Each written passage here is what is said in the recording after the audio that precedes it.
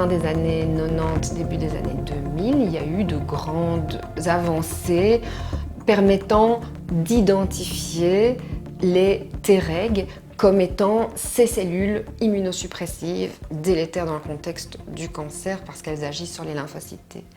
Ensuite, entre 2005 et 2020, disons, il y a eu pas mal d'avancées permettant de comprendre comment elles fonctionnaient. Donc la première question a été « qui sont-elles ?» et la deuxième question a été « comment fonctionnent-elles ?» Ces recherches ont permis d'identifier les molécules qui sont à la surface des Treg et qui leur permettent d'exercer cette activité de surveillance, cette activité inhibitrice sur les lymphocytes T.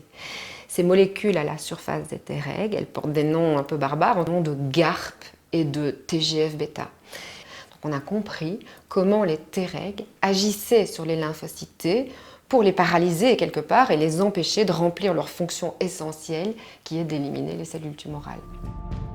Résumons, les lymphocytes T combattent le cancer, mais ils sont sous la surveillance des Treg. Le Treg est lui-même composé de GARP qui peut envoyer un message stop au lymphocyte T. Le message a un nom de code, TGF-bêta.